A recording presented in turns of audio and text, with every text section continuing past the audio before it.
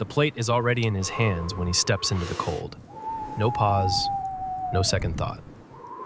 Devereaux Okafor moves through the back door of his restaurant into a December night that hits like a wall of ice.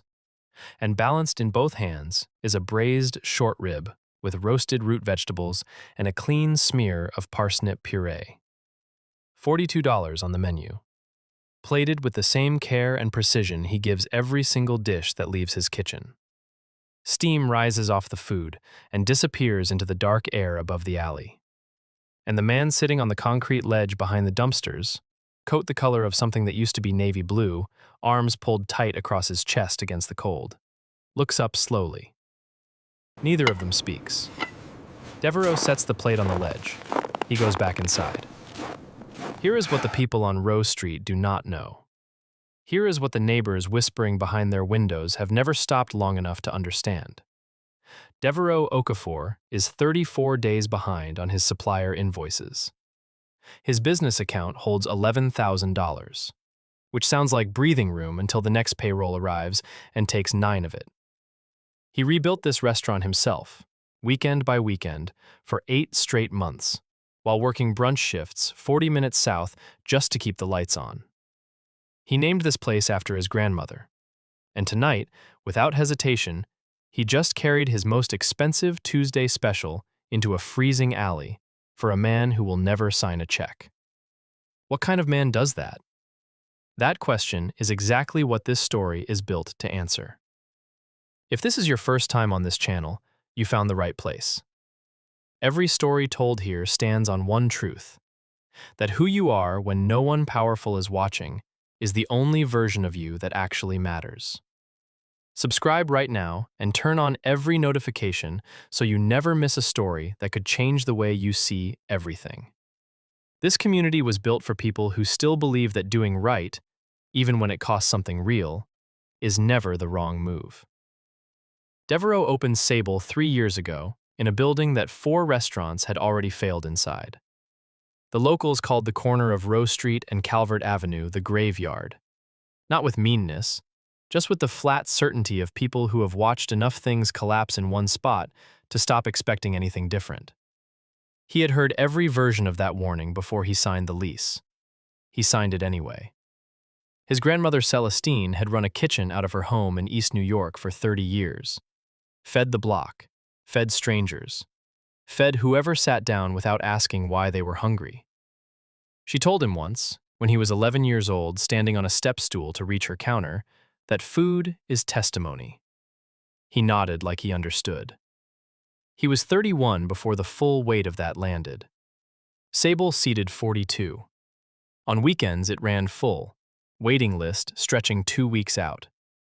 A food critic from Albany drove down specifically and wrote something that made Devereaux read it 4 times before he allowed himself to believe it described his restaurant. He kept the clipping, not framed on the wall where customers could see it, but taped to the inside door of his office refrigerator where only he would ever look. Most nights at 2 in the morning, Devereaux opens the reservation system from his apartment, not to check numbers, to read the names, real people coming. He needs to see it confirmed before he can sleep. 3 years in, and some part of him is still standing outside his own dream with his hands pressed against the glass, waiting for it to dissolve. His mother left him a voicemail 8 months ago. She called on the night Sable hit its first anniversary. 2 minutes and 40 seconds of quiet tears, his grandmother's name spoken like it belonged in a prayer, and at the very end, 7 words. She wished Celestine could have seen it. Devereaux has never called back to acknowledge it. Every time he opens his phone to do it, something in his chest seizes, and he puts it away. The voicemail is still there. He has played it 19 times. He is back inside now, moving through the dinner service, hands steady, voice clean on the tickets. Through the pass-through window, the dining room glows. Every table full, candlelight catching the pressed tin ceiling, laughter rising warm from the booth near the front window. He built every inch of this. He knows that. But standing there watching it, he does not carry the look of a man who built something and knows it is his. He carries the look of a man quietly waiting for the moment it gets taken. And out in the alley, on the concrete ledge, the old man looks down at the plate in front of him, at the careful presentation, at steam still rising off food that costs more than his shoes. He says 4 words, quietly, to no one in particular. The story is not ready to repeat them yet. But Devereaux, already back at the stove, stops moving for exactly 3 seconds. Just stands there. Then picks up his pan and keeps working like nothing happened. The old man is back the following Tuesday. Same ledge, same coat, same arms folded tight against his chest. Devereaux catches sight of him through the small window above the prep sink and says nothing to anyone in the kitchen. He plates the short rib. Same preparation, same parsnip puree, same careful drag of the spoon across the plate. He carries it out, sets it down, goes back inside without a word exchanged between them. The Tuesday after that, the same. The third Tuesday, Devereaux pushes through the back door with the plate in both hands, and the ledge is empty. The man is already gone, but the plate from the week before sits on the ledge clean. Not just finished clean, washed. The fork laid across it with a care that does not belong to someone who takes things without thought. Devereaux stands in the cold, holding a full, warm plate and staring at an empty, clean one. He stands there longer than he planned to. Back inside, Priya Nambudiri sets a folder on the prep counter without ceremony. December invoices. The crease between her eyebrows has nothing to do with the numbers inside it. She has worked beside Devereaux for 2 years, and she carries difficult information the way experienced people do. Quietly, until the right moment arrives. The landlord's nephew came in last week, she says, her voice level. Sat at the bar alone for 2 full hours. Never ordered dessert. Just looked around at everything. Devereaux nods once. He picks up the folder. He does not call Whitmore Aldrich. He tells himself it means nothing. This building belongs to him in every way that counts. 3 years of 60-hour weeks. His hands on every wall of this renovation, his grandmother's name above the front door. The thought that someone could reach in from outside and rearrange all of that. Someone who has never once stood over a hot line figuring out how to feed 40 people well on margins that leave no room for error. He pushes it out and turns back to the kitchen. 2 doors down on Rose Street, a man named Garrett stands on the sidewalk talking to a regular in a voice loud enough to reach through glass. He feeds homeless men right off the dinner menu, Garrett says. You cannot run a business like that. It does not work that way. The woman beside him glances toward Sable's front window and offers nothing to contradict him. Devereaux hears every syllable. He is standing at the service station 7 feet from the glass. He picks up his cloth and wipes the counter. He has already wiped this exact section twice in the past 10 minutes. 3 weeks pass. Then the letter arrives. Certified mail. Wednesday morning. Devereaux signs for it at the back door, carries it to the alley, and reads it standing at the ledge. The legal language is deliberate and stripped down. Termination clause, 90 days, standard boilerplate. Whitmore Aldrich's signature sits at the bottom. Below that, a name Devereaux has never seen before. Harland Pruitt, Esquire, representing Aldrich Family Holdings LLC and its assignee, Northgate Commercial Properties. He reads it twice. He folds it. He slides it into his coat pocket and walks back inside and calls Table 7's order without his voice shifting by a single degree. Priya watches him from across the kitchen. At one point, she sees the corner of the envelope sitting above his coat pocket. She does not ask. He does not offer. The dinner service fills the kitchen with sound. Pans, tickets, the low hum of a full dining room that does not know anything is wrong. And beneath all of it, a silence between the two of them that neither one reaches toward. That night, alone in his office, Devereaux pulls the letter out one more time. He stares at the name printed at the bottom, Northgate Commercial Properties. He types it into his phone. The first search result loads on the screen. He reads the opening line. Then he places his phone face down on the desk and sits in the dark without moving. Somewhere across Millhaven, in an office with clean lines and expensive quiet, a man who has never eaten a single meal at Sable is already calculating what that building will be worth the moment it stands empty. And what Devereaux still cannot see, what the cold air above that alley already knows, is that Northgate did not arrive in Millhaven by accident. Someone directed them to this exact corner. Someone with a key to the back door. Someone whose handwriting is on the prep schedule posted inside Devereaux's own kitchen. Priya arrives before the sun comes up. She does not say good morning. She opens her laptop on the prep counter, turns the screen to face Devereaux, and takes one step back. Her arms fold across her chest. Not in anger, in the deliberate stillness of someone who has already absorbed what she is about to show, and is now managing the space between what she knows and what he is about to feel for the first time. Northgate Commercial Properties. 6 building acquisitions in 18 months. 3 of them sitting in small towns within 40 miles of Millhaven. 2 of those towns had operating restaurants at the time of purchase.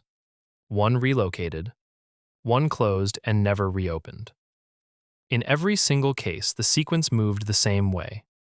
A quiet approach to the property owner, a non-renewal delivered with just enough advance notice to appear considerate, and a building cleared of its previous life within 90 days.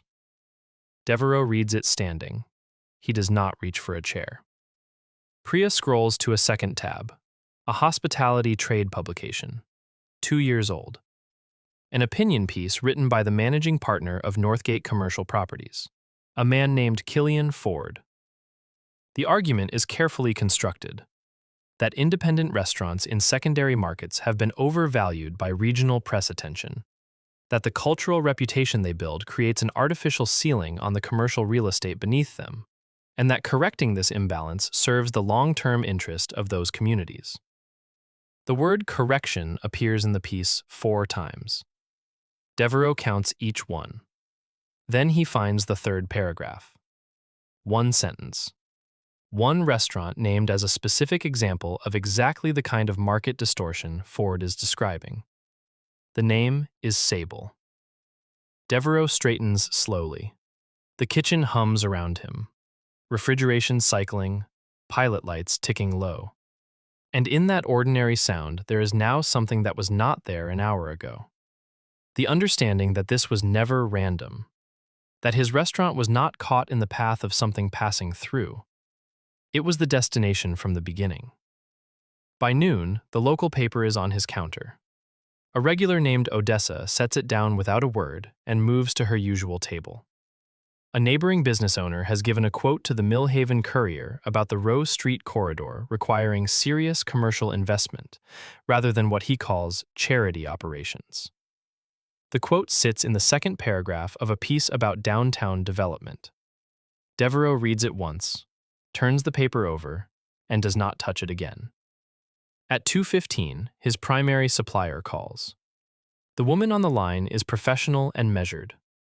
They are pausing deliveries pending an account review. She is sorry for the disruption. Devereaux thanks her. He hangs up. He does not say out loud what a paused account review means when it follows a non-renewal letter and a targeted opinion piece in a national trade publication. He does not need to.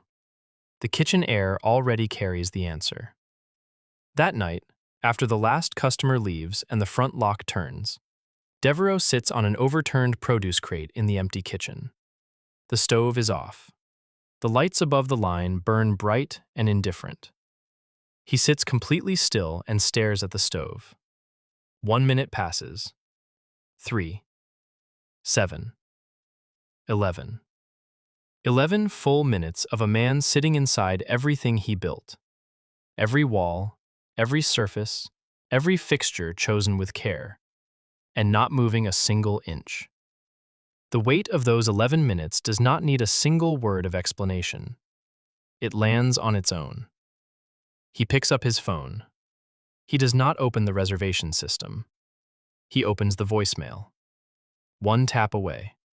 His thumb rests over the play button. 4 seconds. 5. 6.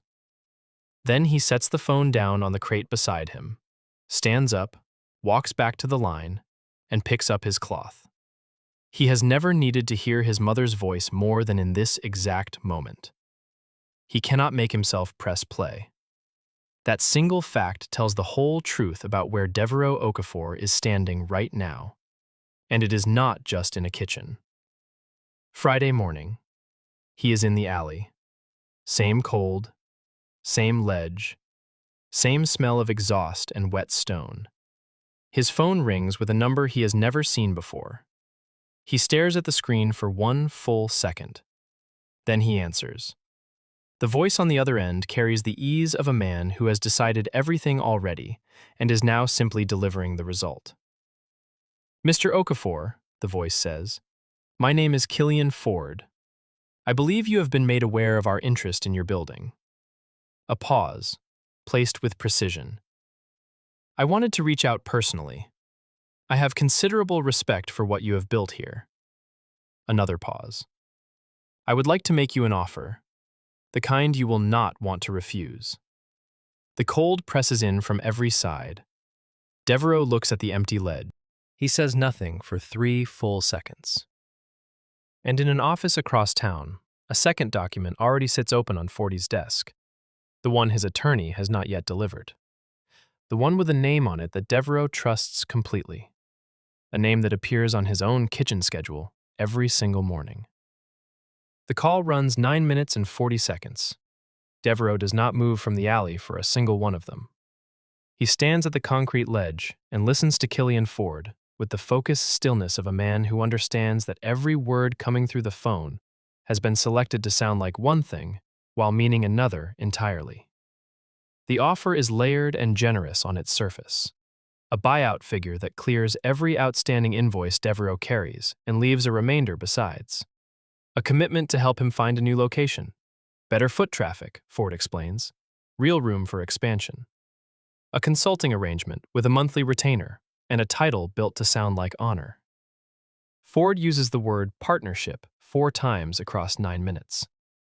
He uses the word opportunity 3 times. He never once uses the word erasure, which is the only accurate word for what he is constructing. Devereux looks at the empty ledge while Ford speaks. It is not a Tuesday. He looks at it anyway. I need time, Devereux says. 72 hours, Ford says. Take every bit of it. The line goes dead. Devereux stands in the cold for a full minute before his feet move.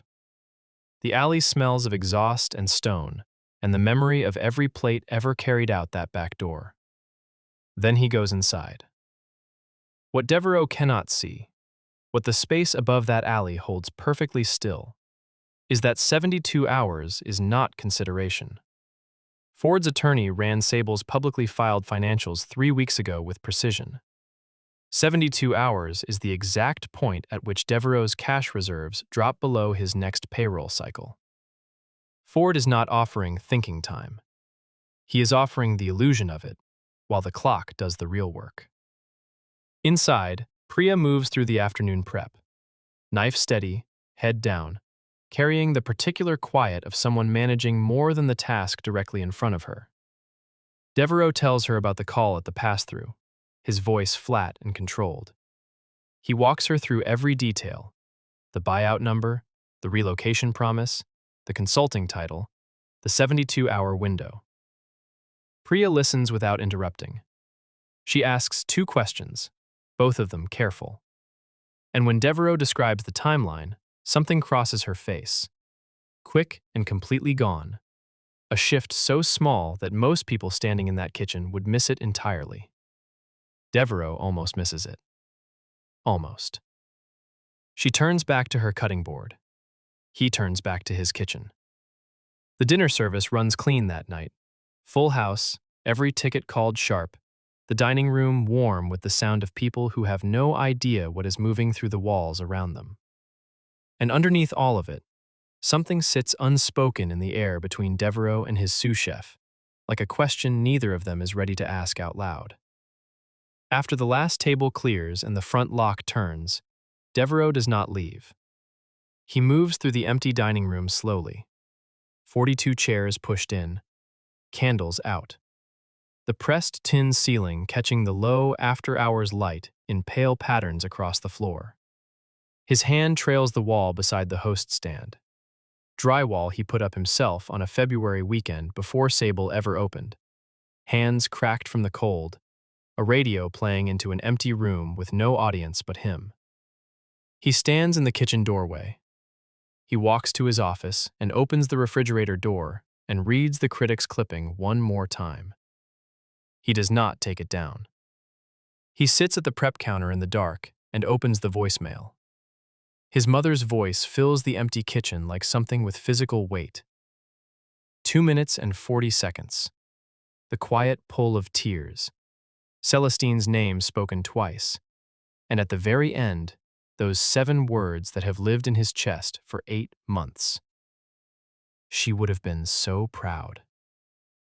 Devereaux listens to every second of it, the 20th time. His hands press flat against the cold stainless steel counter. Steady, deliberate, pressing down with the even force of a man using the solidity of the surface beneath him to confirm that something real is still there. The voicemail ends. The kitchen holds its silence around him. At 6 the following morning, his phone lights up on the counter. A text from Priya. 1 line. No context before it, no explanation after. I'm so sorry, Devereaux. He stares at the screen. His thumb moves toward her name. Before the call connects, a second call overrides it, filling the screen with a name that has not appeared there in 4 months. Whitmore Aldrich. Devereaux answers.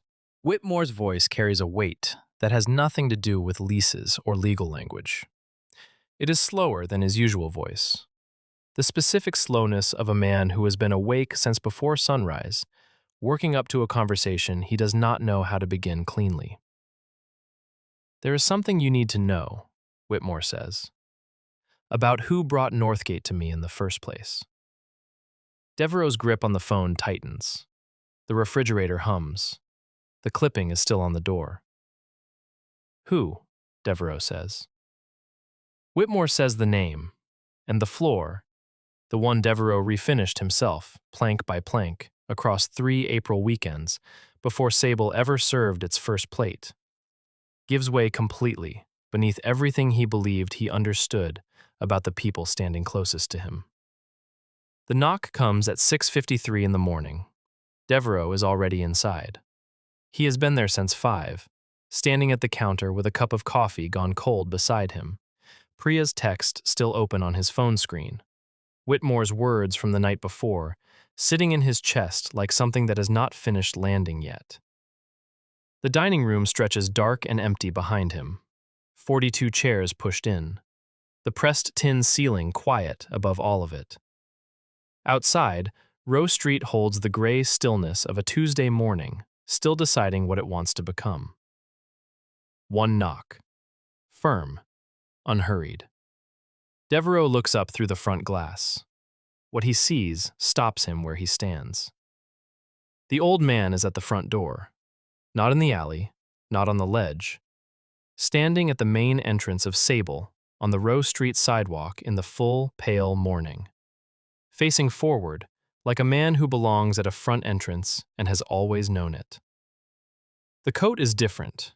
Charcoal wool, collar straight, completely clean. The posture is different. Shoulders level, spine easy. None of the compressed tightness of a man bracing against cold he has no way to escape. Behind him at the curb, a dark car sits running, with an engine so quiet the morning air nearly swallows it whole. The eyes are identical. That registers before anything else does. The same eyes that looked up from the concrete ledge every Tuesday night. Steady, watchful, receiving everything and releasing nothing until the right moment arrives. Devereaux opens the door. The old man steps inside without rushing. He walks directly to the counter and takes the third stool from the left, the same seat where a neighbor once sat, telling a friend that Sable would not survive another winter on Rowe Street. He folds his hands on the counter. He looks at Devereaux across the narrow space between them, and he begins. His name is Beaumont Achebe, 71 years old. Born in a town 40 miles east of Millhaven, small enough to lose its post office before he turned 30. He left at 19 with $80 and a specific kind of hunger that has nothing to do with food. 3 companies built across 4 decades: regional logistics, then commercial real estate, then a private equity firm managed from Hartford by an attorney whose office Devereaux has driven past without a single reason to notice it. Beaumont has not needed to introduce himself in a professional setting for more than a decade. He is doing it now because he wants the full picture understood before the last thing he says. He had known about Northgate before the certified letter ever reached Sable's back door. He had read Killian Ford's opinion piece the week it was published and recognized the construction of it immediately. The careful framing, the economic language, the deliberate naming of specific restaurants in specific markets. He had watched that same construction move through 2 buildings belonging to men in his network. Both of them told him afterward they wished someone had read the pattern for what it was before it was already done. So Beaumont Achebe bought a coat from a thrift store on Route 9 and sat on a concrete ledge in an alley off Rowe Street on Tuesday nights. Not to test the food, to test the man carrying it out. "You could have brought me anything," Beaumont says. His voice inside the restaurant is the same as it was in the cold of the alley. Level, unhurried, carrying nothing extra. A bowl of yesterday's soup, bread going stale, something headed for the trash at the end of service. I would not have known the difference. He pauses. "You brought the short rib. Played it exactly the way you played it for a table that booked 2 weeks in advance. Every single week. Without one variation." Devereaux's hands rest flat on the counter. He does not speak. Consistency is the only test of character that cannot be faked, Beaumont continues. A man can show generosity once when the cost is low. You were generous when your invoices were overdue. You were generous the week that termination letter arrived in your pocket.